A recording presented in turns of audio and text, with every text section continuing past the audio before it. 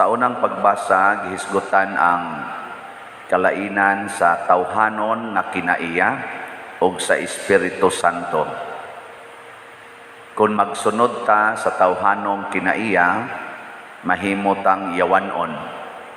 Muna, ang importante, magsunod gyud ta sa Diyos nun nga kinaiya. Kamoron din hiyon sa may inyong gisunod sa inyong kinabuhi, tawhanon nga kinaiya o Diyos nun nga kinaiya. Kusgag tubag. Sige. Atong suwayag subay ni pasar ba mo sa Diyos nun. Diam na dire. Sulat ni San Pablo ngadto sa Galacia. Ingon din siya, apan ang Espiritu naghatag sa gugma. Sige mo gigugma o magyaw-yaw sad. Tubag ko diha. O niya, kalipay. Naghatag og kalipay. Sige mo hatag og kalipay sa inyong mga anak, sa inyong kuyog sa pamilya. O mga saba sad. Natanawa. Kalinaw. Kalinaw ba? Kanang way maratol, malinawon kaayo. Nagkahiusa o magmaritisad. Muna, pailom. Kanang musugot ra kag magsigi siyag kasa. Sigig supak sa imong gusto, maka-tolerate ra gyud ka, pailom. Kaluoy. Unsa man ning kaluoy? Kana bang ang tao nga nakasala, ang tao nga murag gi pakaubos, maluoy ta nila, dili ta magsigi og kasuko. Kaya usahay ra ba kaning nakasa, ang ato dayong reaksyon kasuko. Nya kaayo. Magsikag hatag og mga maayo ngadto sa imong isig ka tawo. Pagka maminatud-on or pagka matinud-anon, kanang dili ka mamakak na saman di mo makak inyo malakod tutukan. Pagka mapaubsanon, ang pagpaubos kanang pagsigi og dawat bisag unsay ihatag sa Ginoo, dawaton gyud, dili punayag usab, no? Sama na mga kilay, mga buhok, ug uban pa, siging usab. O pagka mapinugnanon sa kaugalingon, labi na gyud sa mga batan-on, pugong anang sexual desire, dili mag-premarital sex. Ang mga minyo sad pugong, ayaw mo pagsigi og tan-aw anang mga dili minyo. Pugong sa kaugalingon ba? Pugong sa kaon, pugong sa pagpatuyang sa kaugalingon. Mao ni siya ang mga pipila ka, mga Diyos nun nga kinaiya. Pero ang yawanon, murag pirmitang mo pasar ani. Unsa may mga yawanon? Tawhanong kinaiya makita sa malaway. Kana mga buhat nga malaway. So, silpon palandaan, hugaw ug hilas nga mga buhat. Pakita-kita na mga lawas, mga pusod, mga kigol ug uban pa diha. Anang mga hugaw. Hugaw kay natanaw na. Nindot sa dusahay noon. Ingon man sa pagsimbas mga Diyos-Diyos, idolatry. Kana bitang bisag kaniya to mga larawan, mahimo maning idolatry. Panahon nga kita magtan-aw na ni ana nga murag mauragid na ang Ginoo. Fanatic na ta ba? Fanaticism o kanang kwarta, idolatry maginang kwarta. Pagpamarang, makita usab kini diha sa pagdinomtanay. Sus daghanas ni pasar ani na dinhi ay nang nimba panguban. Unsa man ning domot, di man necessarily nga kapatyonon kas tao. Kana lang imo lang likay-likayan, kan di kaganahan nga magkita mo, di kaganahan nga magkaduol mo. Domot naman gunagod. Wa de mo ana. Pagbingkil-bingkil, lalis ana mga koral, mga utlanan, kana mga karsada, parkingan, nya makiglalis dayo. Ko ana dia, buras bugon sa da, bingkil-bingkil man na siya. kasina, kanang sinasina gyud, abi kay ni puti ang naong sa iyang silingan, igwapa-gwapa, magpaputi sa kas imong naong, abi kay nagsumpay sa iyang pilok, nya gipabawog-bawog, hala pasumpay sa kas imong pilok, mga sinasina man na. Abi kay ni parit siyag motor, palit sa kag motor, bisag inutang, kapungot, kana siging kasuko, pungot ana mga anak, bana, asawa, kahakog, na hakog kayo kanang gusto nyo ang kunon ang tanan, di gyud manghatag daw kes tanan, apil na ng mga yuta daw kayo sa pagkabahin-bahin kana faksyon kami mga kuan membro mi sa CWL, kami diri mga lectors, kamo diha mga lay minister, kami mga pari nga dayosisan, kamo diha mga religious ana kanang murabag amo ra ni wa milabot, kami mga Pilipino, kamo diha mga pariner, guban pa pagkamasinahon kaninon igo sa kuan ni usahay pagkapalahubog so hasta mga lay minister ani igo kayo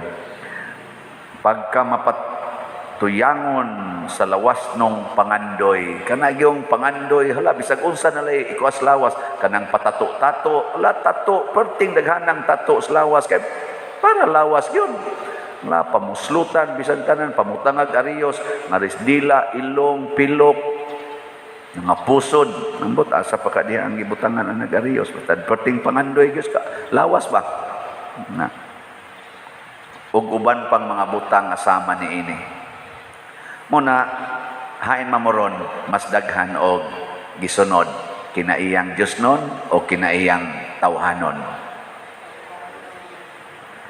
na punta diri sa atong ebanghelyo si Jesus ingon siya pagkaalaot ninyo kisa may alaot ang mga tao nga nagsunod sa tawhanon nga kinaiyan kana bang nagbuhat ka aron lang malipay ka, aron lang mabulahan ka, aron lang daygon ka, aron lang matagbaw ka. Kana bang klasiha sa mga buhat? Kat hasta ning pagsimba, na may uban magsigig simba aron daygon, aron tagaan sa Ginoo og mga grasya. Apil na imong gihimo ang Ginoo nga imong instrumento aron matuman ang tanan nimong gipangandoy. Kana mo nay alaot. Nya kinsa may bulahan kanang nagpractice sa gugma o hostisya. Diyos nun nga gugma, Diyos nun nga hostisya. Unsa man ning gugma? Matud pa ni Jesus diri, tan-awa ang gikinahanglan sa mga kabos. Tan-awa ang kahimtang sa imong mga isig katao. O na niasad nato dinhi, congratulations nga naghuna-huna ana sama aning sigig palit og slat. Di ba? Unsa may hostisya sa Ginoo? Unsa may yang hostisya? Kita ang atong hostisya kung pasakitan ka, ikiha aron mapriso, aron silutan, di ba? Mao na. Para sa Ginoo mga igsuon ang hostisya mao ang pagbiya sa sala. Ang pagbiya sa sala. Nya kay kanang pagpatay dako man ang sala. Ingon ta, Father, para man sad gunas nasod gitawag man na siya justified killing. Kana bang makapatay ka des gubat. O sige, ato na lang nang rationalize. Pero sa tinud-anay love your enemies ang gusto Diyos Ginoo. Nasa ko'y misahan nga usa ka facility sa mga drug addicts o uban pang mga addiction, drugs, alcohol, gambling, basta addiction. Sa ilang mga testimonya, apil na sa nagdumala ni adtong maong facility. Grabe ang ilang testimonya. Ako, Father, 12 years kong girehab kay pertinigin akong adika. Katong ilang pinaka-leader, pertinigin akong adika. Ang akong ginikanan, nagaguol kay istanan, guol yung kay nako, kay wa na dyan ko'y paglaom.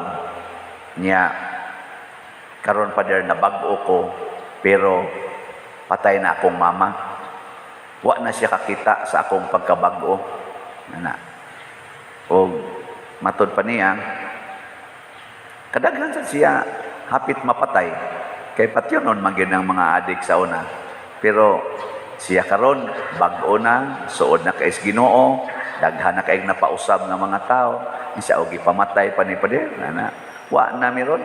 Nya dito man ang ilang mga leaders pagpangao namo sa kani, otro sa ni, kani, otro sa ni. Daghan kay sila gipangtudlo. Kanang atong mga leaders sa atong nasod karon pader ni agi sa gana pagka-drug addict, nakabawi lang ana.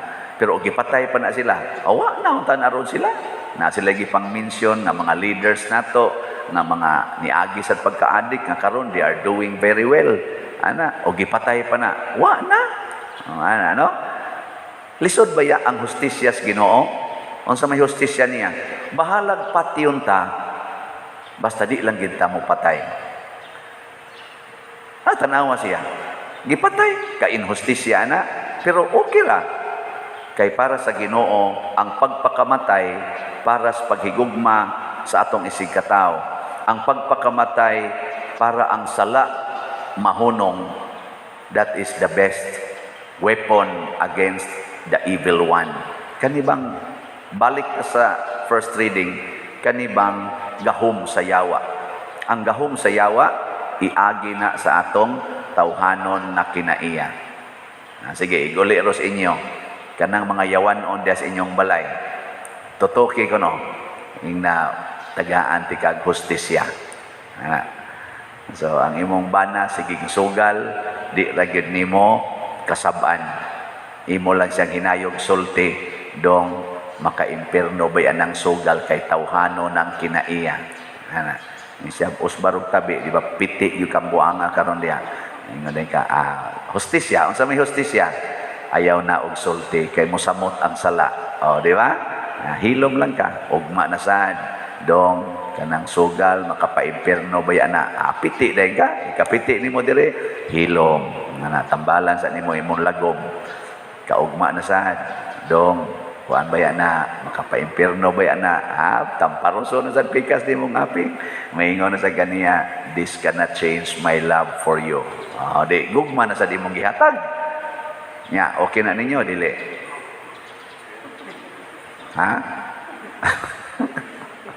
Na, tanawa, nagliningi. Sige, lahusan na lang naglingi mong tupad. Okay na nimo? Kati, patagma na. Patagma. Mo maginay ato. Patagma. Patagma. Ayaw. Ang makapatagam sa tao, maogyod ang experience of evil. Wa gyoy ganahagyawa. Kinsa ko ninyo ganahagyawa. Pero di ta magbantay, palamian ta siyawa aron iyatang dugmokon inighuman. Palamian sa taniya, pinaagis atong tawhanong kinaiya. Apan ang gasunod di ay usa kadako nga kaalautan. Mo na ingos Kristo diri, pagkaalaot ninyo. Kay giuna ninyo ang inyong kaugalingon, duna unyay mahitabong dautan sa inyong kaugalingon. Bulahan ang niuna paghatag og gugma og hustisya sa iyang isig katawo, bahala gisakitan kay dunay gasunod nga kabulahanan. Mao na ang mahal nga birhen, bulahan ka sa mga babae nga tanan. Nganong bulahan man siya sa mga babae nga tanan? Portis ang sakitas iyang giagian aron mahatagan ang isig katawo og kabulahanan. Kaning ato rong namalit og slots, nasakitan biya sad ni sila, pero ang nipalit mabulahan gyud.